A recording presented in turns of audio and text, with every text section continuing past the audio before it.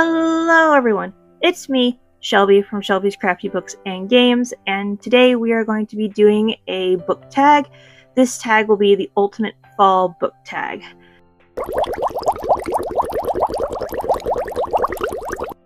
I know I already did another fallish book tag, which was the Autumn tag a few weeks ago, but it still feels like fall is in the air, so I want to do another one before we head all the way into the Christmas season. And while I do that, I will be starting up a new project. This one I will be making like this little miniature Polly Pocket like playset, and I'm basing it off of the Throne of Glass series. The outside, which I will be doing today, is going to feature a little picture of the castle from the book series, and I'm going to go around the sides making it look like old type of castle bricks, because if you haven't read the book, it says that the bottom part of the castle is still like old gray brick, and that's what I want to go with on the sides. And then above, everything above is all the glass parts of the castle, and that's where Selena, the main character, stays, is in the brick part of the castle. So, and I am planning to make the inside look like her bedroom. So, but that will be in another video, because this one took way longer than I thought it was going to take. But anyway, why don't we get on to the Ultimate Fall book tag. This was originally created by Dark Roots Creations on YouTube. I will put a link to the original video down in the description below, along with all the prompts in case you want to do this. Without further ado, let's get started. Prompt number 1. Crisp leaves and cozy sweaters. A book that makes you feel warm and safe inside. For me, I'm going to go with Strange the Dreamer by Laini Taylor. I read this book a few years ago, and I loved it so much. I'm hoping to do a reread soon. Probably not this coming year. Probably not this year, because we're so close to the end of the year, but maybe in the beginning of 2026. And why do I love it so much? Well, it gives me these warm feelings inside as I read it the original time. It made me also feel like a Disney movie, like when I watch a Disney movie, the warm feelings I get from watching a Disney movie, especially the ones from the 90s. If they ever wanted to make an animated movie out of any kind of book, I would highly recommend Strange the Dreamer. I could just see it as like a Disney movie or something, some kind of animated movie. It has to be an animated movie. Number 2 is Pumpkin Spice Everything. Ugh, I actually don't like pumpkin spice. Is that weird? Anyway, this is a popular book that is really hyped, and I'm going to go with Alchemize by Sin Lin Yu. I am in the middle of reading this right now. I'm actually working on a vlog of it, so stay tuned for that. It's like 1,000 pages. Oh my gosh. But I'm really enjoying the lore and magic system presented in this story. And I'll have to finish it though before I decide if it lives up to the hype that's going everywhere. Number 3, Chilly Nights and Candlelight. A book with an atmosphere so vivid you almost feel the weather. Yeah, that really feels like fall, that question. Wow. I'm gonna go with Charlotte's Web by E.B. White. I really love this children's chapter book, especially when I was young. And I actually re-listened to the audiobook a couple weeks ago, because I just felt like I wanted to re-listen to it or reread it. So that's what I did. And I don't know about you, but this is a very vivid book to me. I don't know if it's the character interactions or just how it just feels perfectly paced. But I can really see the characters in my mind and the locations in my mind as everything is going on when I read/listen to this book. I did when I was little, I do now. It's just a really great kids book. Number 4 is Corn Mazes and Scarecrows. I've actually never done a corn maze. Is that fun? Let me know. I would love to try one day. And the prompt for this one is a book with twists, puzzles, or a sense of mystery that kept you guessing. So I'm going to go with Fire Falling by Elise Kova. This is actually the second book in her Air Awakened series. It's a 5-book series. And the first half is kind of a lot like the first book, but the second half, we have so many twists and revelations going on throughout this book, and a little bit of a mystery that's set up that I believe goes on into the third book. And it really puts you on the edge of your seat. It really makes you wonder what's going to happen to all the main characters, especially Vala. She's just having a time in this book. It's really changing her. It's the beginning of her huge change. I mean, you thought what she goes through in the first book was like life-changing. You haven't seen anything yet.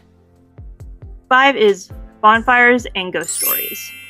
And this one is your favorite spooky or slightly eerie read. It doesn't have to be horror necessarily. So for this one, I think I'm going to go with Fahrenheit 451 by Ray Bradbury. This is a very atmospheric horror, which I love atmospheric horror. And I think mostly due to the fact that I feel like at least parts of this book we are getting really close to, if not at, which is super scary to me. Number 6 is Golden Afternoons, a book with a perfect autumn cover. I'm going to go with The Electric Kingdom by Dave Arnold. This is not that movie off of Netflix, mind you. That was based off of a totally different book, by the way. But anyway, this one, the reason I picked it was because it has a very autumn-like look to the cover, even though it's dystopian, and it has like all these beautiful dark reds around it, with in the middle next to one of the characters is like a wheat field, and it's giving me really big fall vibes. I have not yet read this book, but I looked at the synopsis and it looked really cool. So hopefully I can get to that soon. Next is Harvest Time, a book where a character grows or matures significantly. I'm going to go with Beast Player by Nakako Yuhishiya. I hope I'm saying this right. This is actually a translated book. This is not originally English. It was translated into English. But I really, really love this book. It follows a character as she discovers all about these winged like wolf creatures. And throughout the book, the main character goes from being like this naive girl to thinking she knows everything, especially about these winged wolves. And then something happens toward the end that just changes her entire outlook and kind of matures her some and gets her ready for the sequel, which I actually have not read yet. I'm trying to get a hold of a copy of that book. But either way, this does feel like you don't have to read the sequel, though, the way it ends. And that is Apple Picking, a book you went into without expectations, but ended up loving. And for me, that is The Kingdom by Jess Rothenberg. So I went into not knowing much about this, more or less just reading the synopsis of it, and it gave me these Knights of Guinevere vibes. If you have not watched the pilot for that show, by the way, go do so now. It is so good. Okay, I hope this gets greenlit, and I hope Glitch continues the series. And but anyway, I went, like I said, not knowing much about it. So I was surprised when I opened it up and there are written court case logs and interview records throughout the book, along with regular written chapters. And I found that really fascinating and really cool to read. So I'll have to look into more books that are like that. But I really did like the setup of this book, and I really liked the story. For the most part, there was a thing toward the end I think kind of ruined it for me. But I think they were trying to set up for a sequel, which has not come out yet. But anyway, next is Flannel Friendship, a book featuring a strong, memorable friendship or chosen family. So for this one, I'm going to go with Cruel Truth by Jen Kalita. This is not usually a book that you can find in the United States. It's UK exclusive, but I was able to get my hands on it.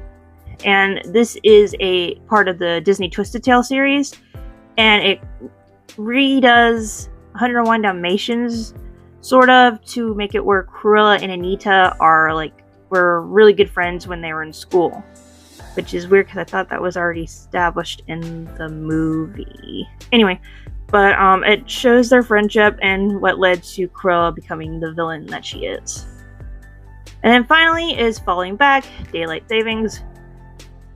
I really hate Daylight Savings. I hope I'm not the only one.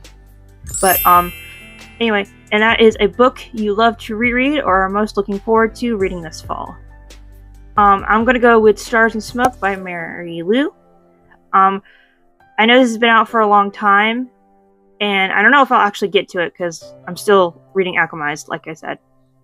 But I hope to really get to it because it sounds like it's a really fun bodyguard romance with spy aspects.